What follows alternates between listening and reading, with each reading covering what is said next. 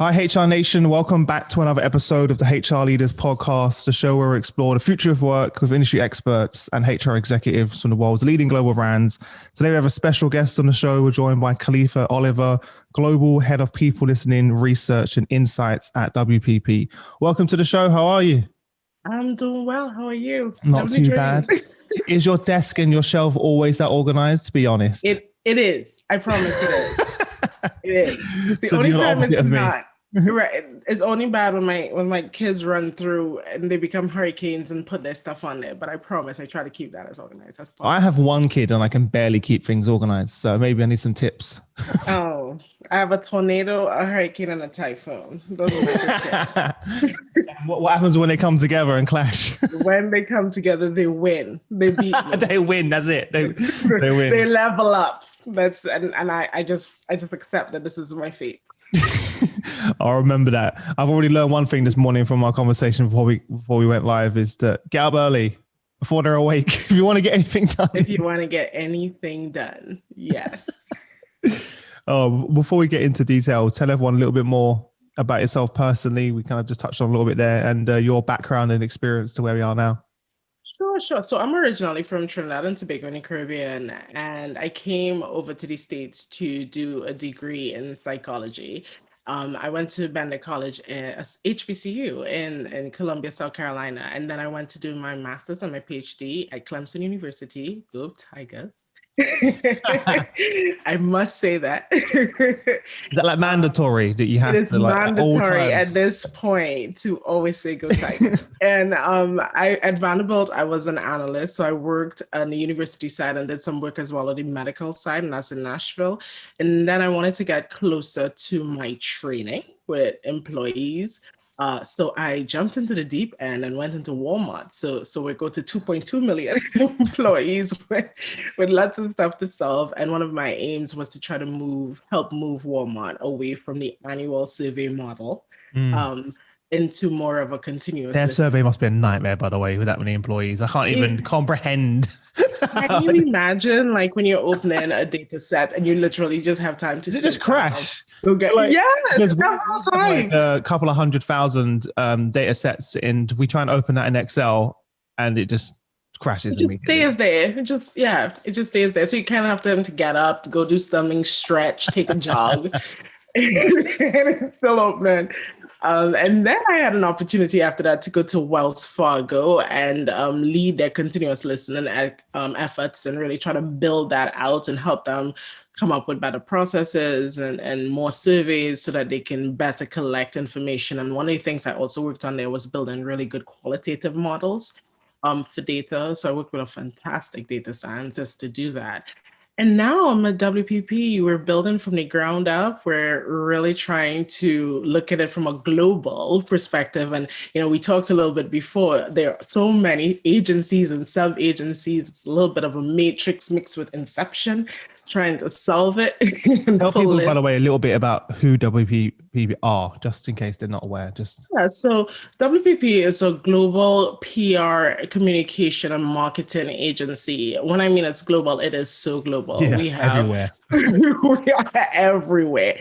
A lot of people don't recognize WPP. It's traditionally considered more of a holding company. Yeah. So more of a financial entity and legal entity, but it's moving more into like a big, rather than parent company, but a big corporate entity.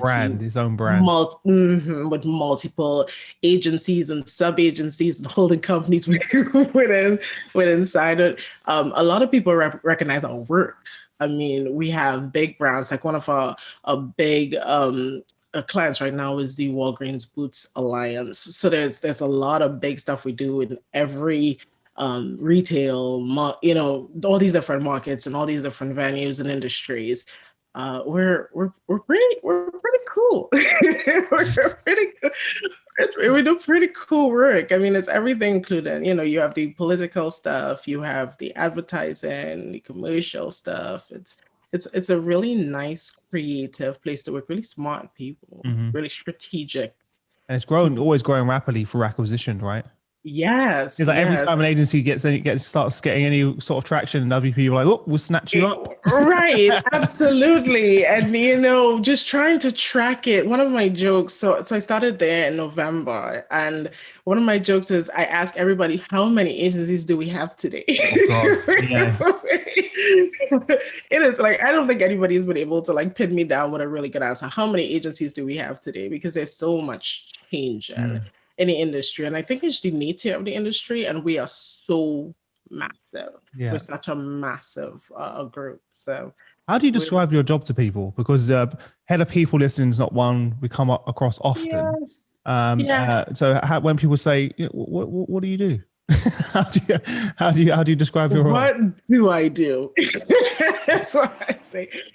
I call myself a conduit between the business and the employees. So my job is to help create a avenue and a platform for the employee voice within the organization, and so that leaders can make more strategic business decisions based on empirical data. So it's really just taking what people consider, kind of warm and fuzzy transactional in HR, and really trying to apply data so that we can make better decisions across the entire employee life cycle. Mm-hmm. You've done a much better job than I expected anyone to do there. Because if you asked me to describe your role, it would have taken about 10 minutes. That means you know, when you ask someone to describe something, if they do it in one sentence, they know what they're talking about.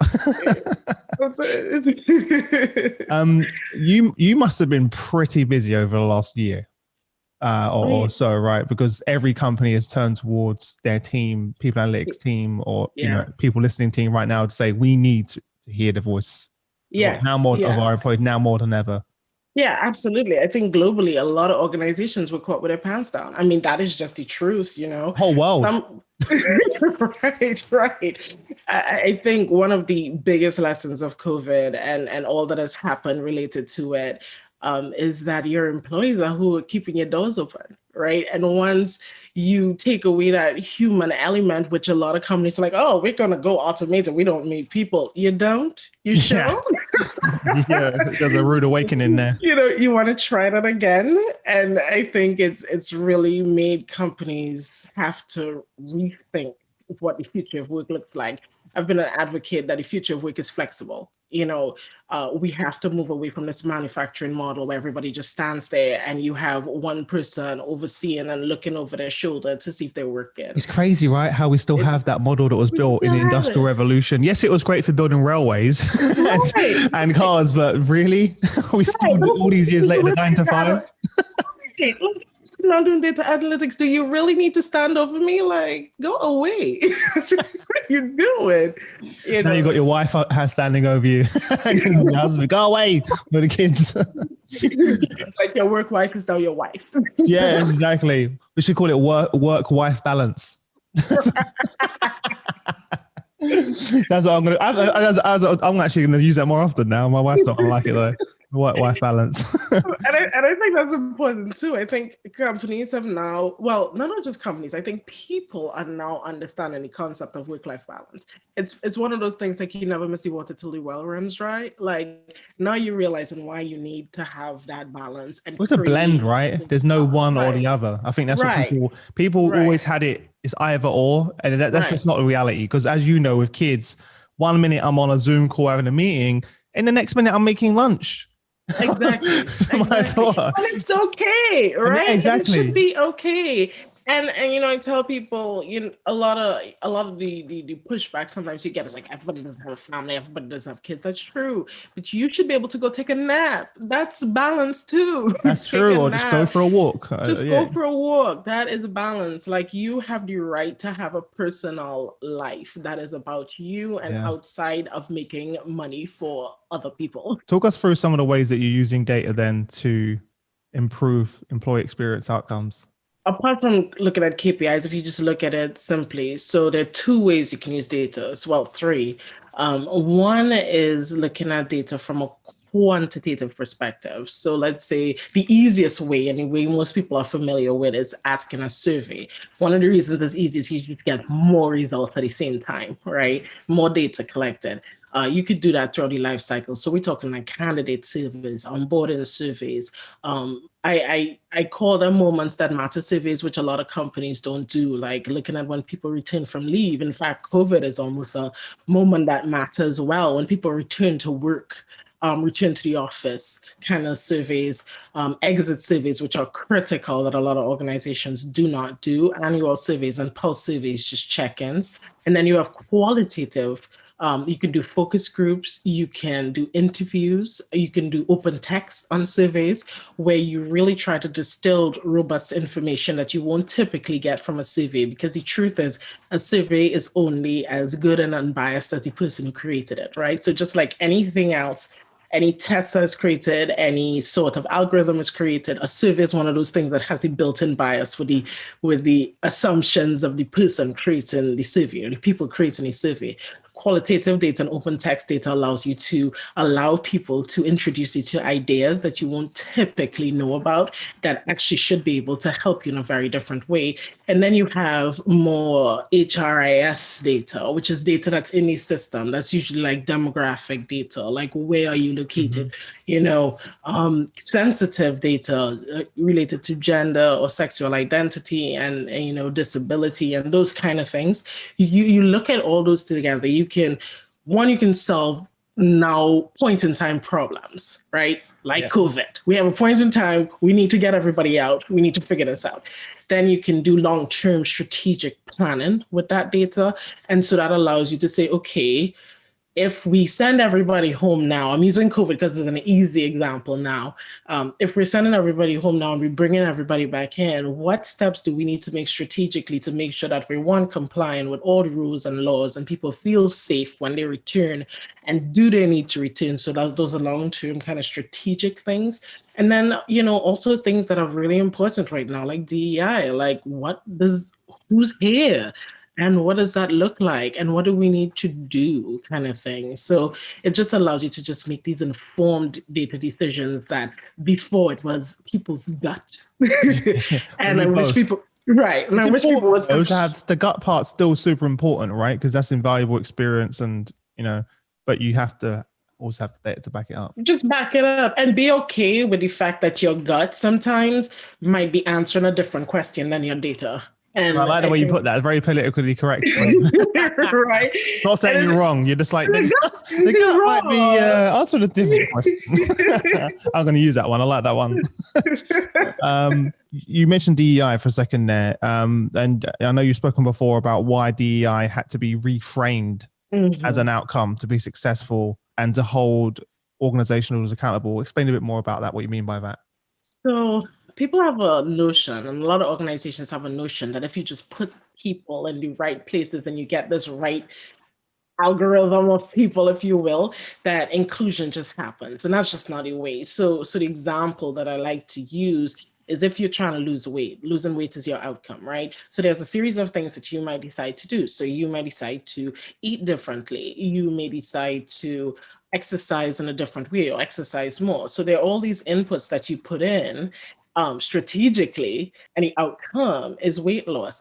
If you go to the doctor because you have just randomly lost weight, you have no idea what was happening, you didn't do anything differently, then that is an issue. That's very different. That is a potential problem, and you might be ill, right? It may be a symptom as opposed to an outcome. And so when your doctor is like telling you, okay, you need to lose weight, they're like, okay, do X, Y, Z, ABC. And it's the same thing with organizations.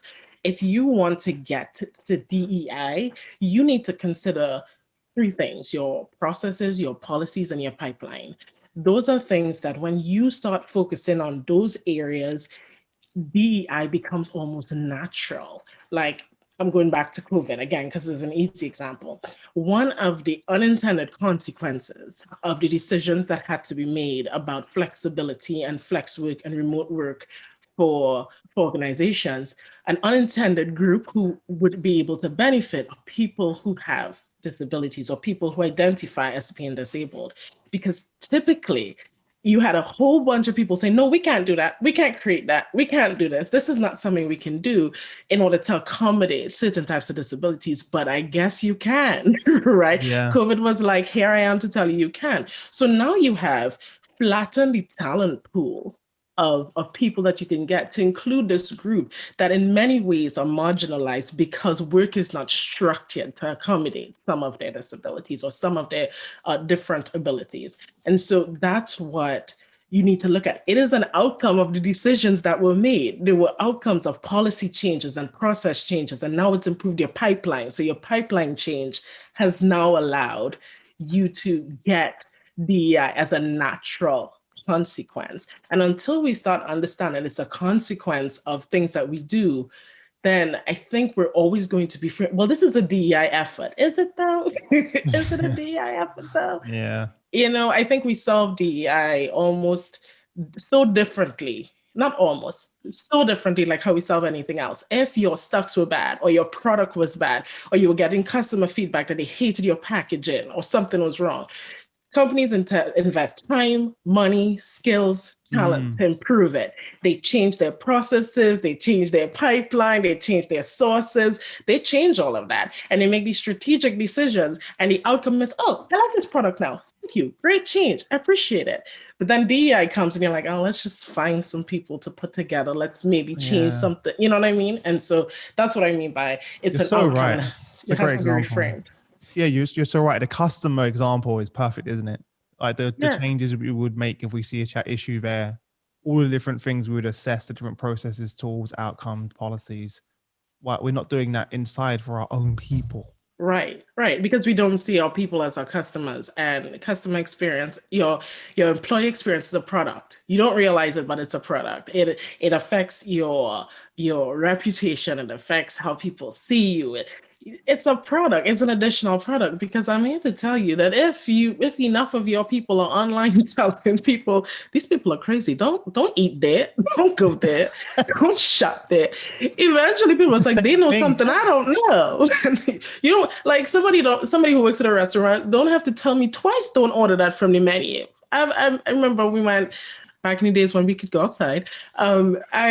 I remember we went to a restaurant and I was like, well, what do you think I should order? And well, I'll tell you what, don't order this. I'm not going to question that. Your employees have an influence, whether you like it or not. It's probably more important as well now, because you no longer have the workplace. So everything's going to be through word of mouth and online. Exactly. So when people are thinking about working somewhere, it's not going to be like, they're not going to be physically go and see the office and what it looks like. It's going to be really word of mouth in a way. Exactly. And word of social media. And in many cases, the office is a contained environment in which you could create an impression. So if I went to interview by sitting down in your office, a false impression. Yeah, I can go in and say, oh my God, this is amazing. And then 1 month in the job, you're like, what? What type of crazy is this that I walked into? It was pretty on a surface. We've all experienced that, haven't we? Right. Yeah. So now we got to be like, okay, I want to know I want the real. I want to figure out. There's no like facade of like fancy slides and free food and it's an amazing open workspace. You can't pull the water people's eyes anymore because they're at home in their kitchen. Right, and they've learned that there's a different way. They've learned you cannot unring the bell of work that happened over the last year. You can't unring it. Yeah. What have your experiences been and observations as a minority leader in the world of people analytics? It's not a place where we're very prominent as leadership, right? You don't see a whole lot of minorities leading people analytics, and you definitely don't see a lot of African Americans, Black people, and you definitely don't see Black women, specifically subsets of things. You don't see a lot. We still have so much work to do in the field of people analytics, and part of the problem is, again, the pipeline. There is this assumption that as you move to these levels, we need more training, as if the talent doesn't exist. We need to start moving to the assumption that the talent exists. We just need to find the talent. And so for me, in my field, I get to see data and I get to see the unvarnished truth about things like gender pay gap, ethnicity pay gap. I get to see it for policies. I see how they go into effect. And so I think it will have an effect on me that's very different than, let's say, somebody who's in traditional HR who doesn't get to delve that deep in the data and sees the reports. Many times the reports that are spun really nicely by the time it's filtered down. Yeah. And so I think it makes me a stronger advocate. And I'm the person who, in this role, because of what I can see and what I can do, I feel it's my responsibility to go in the room and just put up my hand and say, hold on now, before we roll out this policy, let's talk about it. Because I have a perspective that typically a lot of other leaders will not have, just by nature of my own personal and cultural experiences, where I can ask questions and it allows me to have this unique seat at the table and give a point of view. Yeah. It's hard though. It's hard sometimes. You've got to be brave, right? Do you feel like some of the leaders, a random question, but I'm going to ask it anyway. Do you think that some of the leaders in companies you worked at have sometimes been intimidated that as a strong female Black leader? Just out of curiosity, because they're worried about saying the wrong thing, or Yes. I think so. I think for me, one of the things I try to do is create a comfortable environment, and it's sad because I have to, right? I know. I'm asking the question because I've experienced this with other right. It's sad that I have to sometimes create this environment because you don't want people to think you're angry because people get defensive very quickly.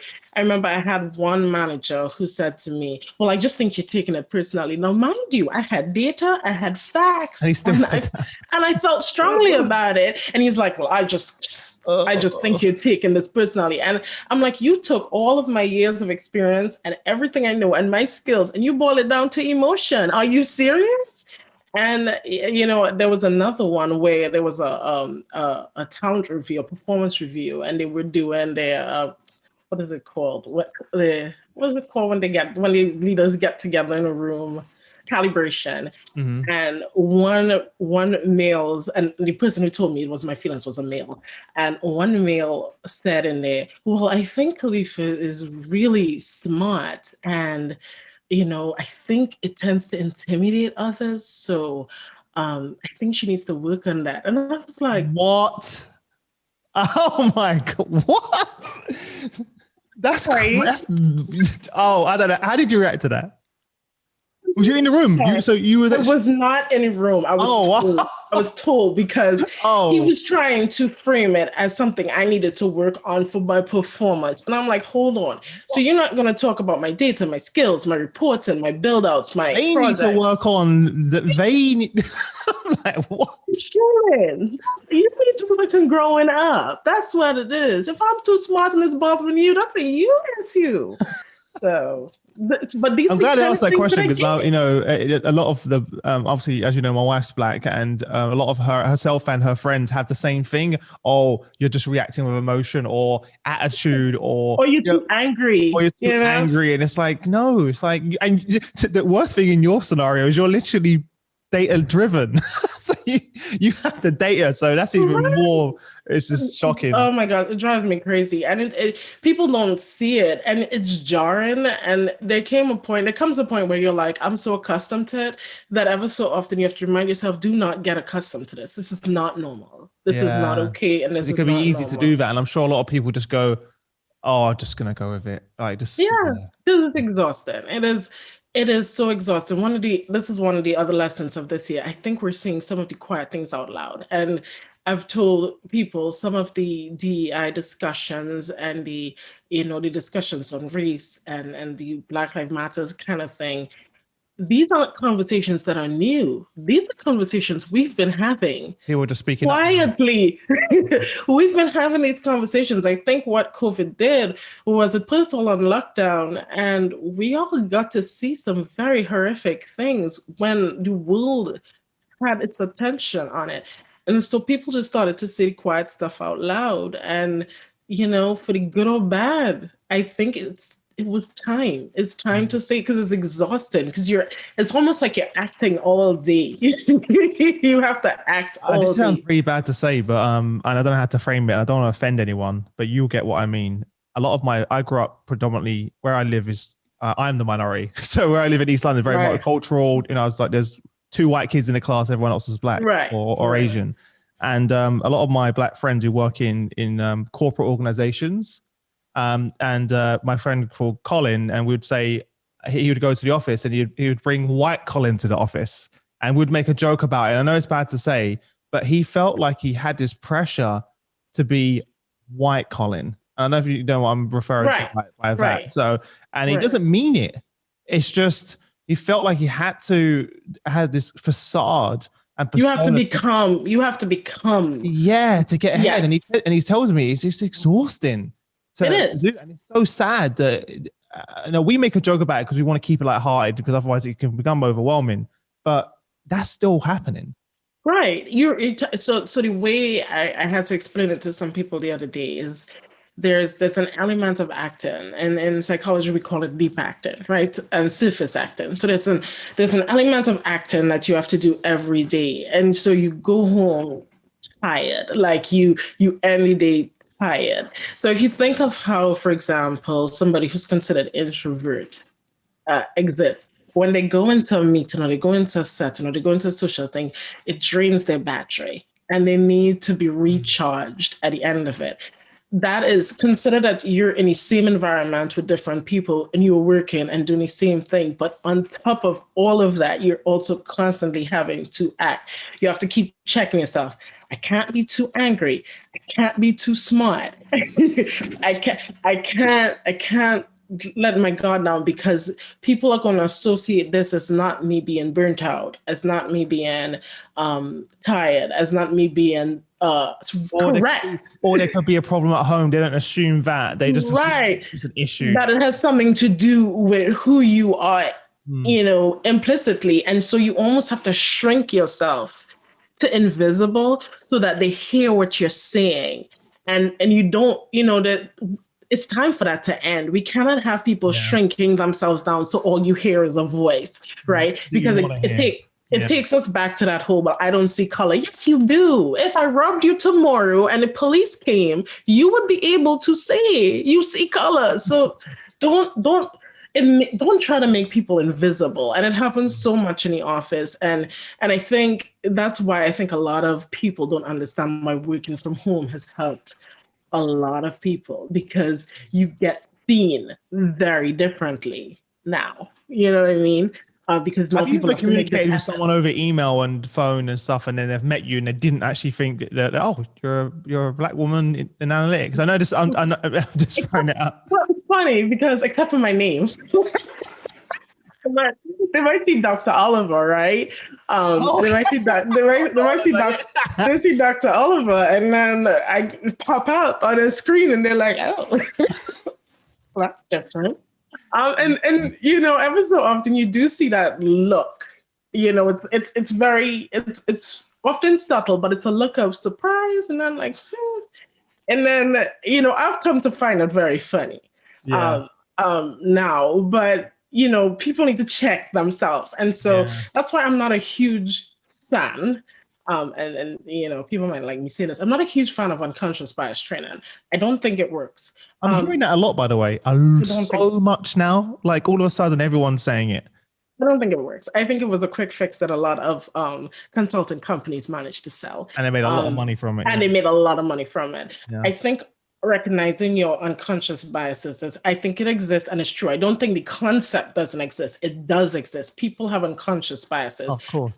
You know what I mean? And that's why some people are unable to recognize different levels of privileges, regardless of whether it's like social mobility kind of privilege or ethnic or racial privileges. They're just different privileges that people don't recognize because of these biases. But I think even when there's unconscious bias, there's conscious action.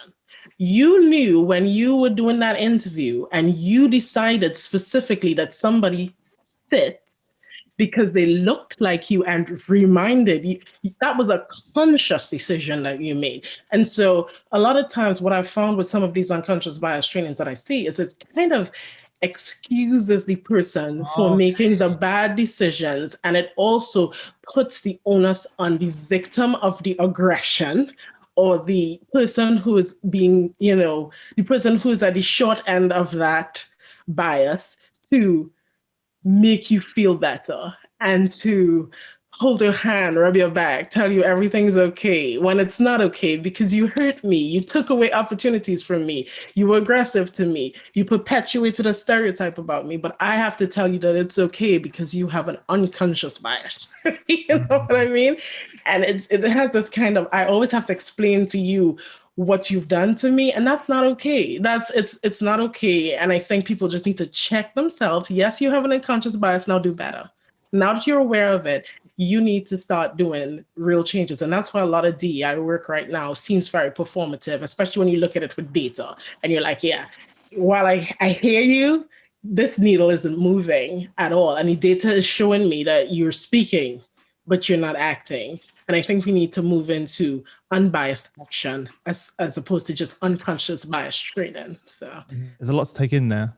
Yeah, there's a lot to take in there. What do you feel like we've moved the needle though? I think the fact that we're having conversations is much bigger than people think it is. I think organizations are not truly. I think we've spoken, and some organizations have put, some investments. I think it's left to be seen if the needle moves. From a data perspective, the needle hasn't moved yet. Yeah. You know what I mean? So the empirical, data-driven nerd in me is like, we haven't yet moved the needle. You're all saying it, but the needle doesn't move, Right. But I think it feels like a tick-the-box exercise, doesn't it? Like, right. Right. Do you know what drives me mad the most? And we may disagree on this, and people listening will like this, but it's like all these awards, like these paid for rewards that you see. Oh, we won this award. Yes. Here are this, and we won this award here and that. And it's like, what is it? What is that? And then when I look at the criteria of these awards, it's like you fill in a form, you pay for them. You literally are paying to have this award, and then you post it on LinkedIn. Emails about that. I've got emails talking about pay $2,000 and we'll say that you got an award. I've gotten that. That drives me insane. I see it on LinkedIn and you see hundreds of likes and comments. It's like, we've been nominated for this award. I'm like, you paid for that. What impact have you actually made? Exactly. That one drives me mad the most. And I see that as well. I get emails about those events because I'm in that world. It's like, that doesn't mean nothing. Exactly. Great for your PR and your comms team. It's about it. Exactly. Makes you feel better. But I think they don't realize that it feels it's so disappointing because I think we've gotten to the point that we're angry, but we're also disappointed. It's disappointed to the employees who know that it's just not true. Can you imagine how that must feel if you're someone in the organization and you see that on LinkedIn, you're like, what? Right. And then you go through all these stages, honestly, you go through all these stages of, what? Wait, hold on. Who are you talking about? And we start having the quiet conversations again because we've had the loud conversations and you're not listening and you're not willing to do it. So we just start having quiet conversations again. And that's when you start getting turnover and, that kind of thing. The other thing in DEI that you'll probably hear about is there's a lot of DEI turnover, especially in leadership roles. Why? Oh my God. Because you're getting people in the door. They see it as a project. Like that just kills me. Like they'll say, oh, we have an issue. We'll hire someone in. And there's many chief diversity officers I've had on the show. They're there for 6 to 12 months and then apparently it's solved. and sometimes they actually move into a different role. It's like exactly. And sometimes they make it so toothless and so unresourced that what are you staying for? Leave as well. They're leaving faster than they can get them in. I'm seeing in a moment. Right. And so the dream, they come in, they're like, wait a minute, I'm underfunded, under-resourced. This shouldn't be driven by a function. It should be driven by everyone. It should be from the very top of the organization. It's an operations type role. Yeah, exactly. It's an operations role. That's exactly it. It's an operations role. Treat it like you'll treat finance and legal. Treat it like you'll treat them as these are important functions and we need to make sure that there's a long-term and short-term plan as we do things. But that's not what happens. It's a hold on, let's see who's angry right now plan. And so if it's PR you want, then stick it in. Just go with the PR folks then. And so we're not committed. The other thing is when you start working on diversity numbers, which is why I'm saying it needs to be an output, another input. When you bring people in, what are you doing to make them stay? You bring me in, you've created all of these policies to bring me in. All right, I'm here. all right. But then you still getting all these aggressions, lack of support. I'm not seeing anybody who looks like me moving up. Like, what am I going to do but leave? Because nobody wants to sit in an unwelcoming environment, right? You'd be a fool to stay in an unwelcoming environment. And I think we've got to move away from making people feel like it's all in their head. It's not all in your head. I'm here to tell people it's not all in your head. If you feel it, you can speak about it. It's not all in your head, and it's okay. If you're to your younger self earlier in your career, what advice would you give? It's okay to be smart. I think for a long time, I felt like I had to apologize for being smart. I felt I had to shrink and make sure everybody else around me were feeling comfortable. But I would tell myself, sometimes people need to feel uncomfortable. Your job with data is sometimes to hold up facts and to hold up this mirror to people. And often people don't like what they see. And it's a scary position to be in, to be the messenger and the person holding that mirror. And there's a way to deliver the news, but you have to make sure that you are equipped to do it. And it's okay to be smart, and it's okay to be prepared, and it's okay to laugh at yourself, and it's okay to make mistakes, but it's also okay to leave in a place that you are not wanted. Love that. And you got to be, I know it's easier said than done, but many of your colleagues and peers have said as well, you got to be willing to walk away. You have to be willing to walk away, and it's hard, right? Like I have a young family. You ask yourself, is it hard? And you're like, it's hard, but you have to tell yourself, this is my line. In a previous job, we had a CEO who said he couldn't find any good Black talent while we were all sitting there. So why do I stay in a place that I'm not wanted? Whilst she was... You know what I mean? And was unapologetic about it and doubled down on it and put it in writing. And it was months later until he was called out publicly and no one called about it. And people left. We were talking about it. Again, we were having a quiet conversation because we couldn't believe it. And at that point, I think people just started to update their resume. Like, I'm not staying where I'm not wanted. I'm not, because there are 100 other companies out here trying to recruit and appreciate me. I'm going to get out because I want to tell all these organizations, talented people, regardless of race, gender, sexual identity, et cetera, we have options. We're going to exercise the right to take those options. And as you said, one of the outcomes of this, you mentioned it briefly earlier, is now we really do have options because you're no longer live in the world. You can work from anywhere. It's really an open market now. Absolutely. And I think very soon people who refuse to change their minds will learn very quickly that people are going to go with who they realize is changing and recognize they're changing, and are making investments, not in just like sustainability, including environmental sustainability and responsibility and community engagement. They are going where people are recognizing that flexibility and being seen as a human and the employee experience is important. We'll go to them. It's like going to a good relationship. We want to go to a good relationship. We want to marry the right person. You know what I mean? Yeah. So that's where we are. And I can't tell you much how I'm happy about it. I'm happy. People, this has to happen at some point. It's a shame it took a virus, but it took a virus, a social injustice on social the scale we've seen before. Just so much. It's been like a year of reckoning. It has really been. My hope is that we see some long-term results. Like, there are times where it feels like people are forgetting, and I'm hoping like we're falling back. Like, have you noticed the shift in the news and like all of a sudden, like it's like nothing happened?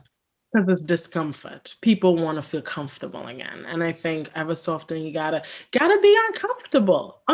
Discomfort brings growth, right? Like you gotta get people uncomfortable. And people gotta get comfortable with being uncomfortable. You know what I mean? Like, because it allows you to challenge yourself. That's where the magic really happens. I always, one of our quotes internally in our company is seek discomfort. Yeah. Just get comfortable with it. I love that. I love that. If you can operate from that place, it's so exciting. Yes. It's like, it's really cool. Like, and I get worried when I'm not in that place. Yeah. Like, something's wrong. What's going on? I mean, if you've ever been around small children, looking at them learn is amazing. Like looking at how they take in the world is amazing. And I was telling my husband the other day that the way she's preschooler now, the way she will ask us questions and pointed questions, I'm like, it's a shame that as you get older, you get away from that. Yeah. Like things that we seem basic. The why questions, right? Yeah, exactly. Right. But why? I'm like, I don't even know the answer why sometimes. I'm like, sometimes it's aggravated, right? Like leave me alone, and it's because I said so. Okay. But there is this intellectual curiosity that children have, that toddlers have, that babies have. You see the light in their eyes when they figure something out that we just seem to lose. And I get it. We get jaded. We got work, we got bills. Adulthood is overrated. And I think we just need to start thinking the way toddlers think. Let's think about the way things preschoolers think. Like, well, why? Why do we do this? Why should I do this? Is this okay? Kids they will put up their hand and say, I don't think we should do that. Like, why are we doing? And you know what? When we get to be adults, we go into groupthink mode and we don't want to rock the boat and we don't want to ask the question. And I get it. But I think sometimes they're okay with being uncomfortable, and they're okay with trying to find out why they're uncomfortable. And we need to do that too. I think there's so much that we can learn from toddlers. Before we wrap up, I'm going to jump into our quick fire round. Okay. So I'm going to ask you some questions. You have no longer than 30 seconds for each question. Are you ready? I'll try my best. What was the number one thing that was holding you back from becoming a senior leader in the people analytics space? Me doubting myself. I imposter syndrome. Amazing. What's the best piece of business advice you've received? Oh, be prepared to walk away. Yeah. Negotiate or be prepared to walk away. How would your family describe what you do for a living? Oh God, they don't know. They don't know. Something, like my mother, something to do with organizations and data, something like that. Maybe with surveys. I don't know. That's exactly how they was. Yeah, exactly. What's one common misconception people have about you? That I am serious. I'm not. I'm a clown. I like to laugh. It's the only way to stay sane. When people think I'm really serious and I'm not. I just have no friends before 10 a.m. That's all. Yeah, that's your quote. That's like your tagline. I love that. I have no friends before 10 a.m. No friends. Put that on your LinkedIn. Just people like, what? What's one or some books you'd recommend to our audience and why? So I really like Cialdini's book. Now, why is the name not coming to me now? It's about negotiation and how to sell, but I can't remember the name of the book right now. And anything from Malcolm Gladwell. I love him. I love all of his Send me books. the link after. Like Blink. Send me the link after to the other book that you mentioned. Okay, yeah. But I don't know why the name isn't coming to me right now. I could cheat and look behind me, but I'm not going to. But anything, his book is really good, but anything by Malcolm Gladwell, because he looks at data. He looks at data within a social context. I mean, some of his things, when they're reported, they're greatly exaggerated by other people, but I think his use of data and embrace of data in a social context is really good. What's one thing about the business that you're most excited about? Change. I think when we start looking at data and people, I'm seeing change happening. I'm excited about that. Mm-hmm. And last question, this is a big one. What's the impact that you want to leave on the world? I want data to be more accessible, and I want people to have better experiences at work. If anybody wants to say, what did Kalifa do? She found a way to make HR less transactional and allow for better decisions so that people can have better experiences at work. That's what I want to do. That's what's going to be in my headstone. Can you imagine if someone was walking, like a HR person was walking through a cemetery and they saw your headstone? They were like, what? And also you should put some like data points, on there as well. Listen, it's been a real pleasure. Thank you so much for taking that time to join us. And Not a problem. genuinely, a real pleasure chatting with you, and wish you all the best. Clearly, you're in the right place, doing the right thing. Oh my gosh, I hope so. Time will tell, right? No worries. Well, thank you for having me. This was fun. I really enjoyed it. Thanks for getting up early. I appreciate it as well. So, not a problem. As long as a heart attack when I realized it was 5 a.m. or 4 a.m. I was like, what? As long as I can beat my kids up, I'm good. I just got to beat them up. Wait, that sounds terrible. No, I got to beat them awake. Okay, that all sounds bad, but you know that. Anyone who's listening as a parent gets it. Like you either get up and get stuff done, or they wake you up with no alarm, which is what normally happens to me, and then I just can't get anything done. Right, and they suck you into their vortex of just things everywhere, and then you're like, okay, hold on, now I've got to focus. My wife's like, leave me alone. I need to get this done before Robin wakes up. That's like that. Yes. I feel her pain. I feel your pain, girl. I feel it. I need to learn how to drive now so I can do the school run. That's the problem. So I don't drive. So my wife's like, just leave me alone. I need to get it done. But listen, I'll chat to you again soon. Enjoy the rest of your day, okay? All right. You have a good one. Bye.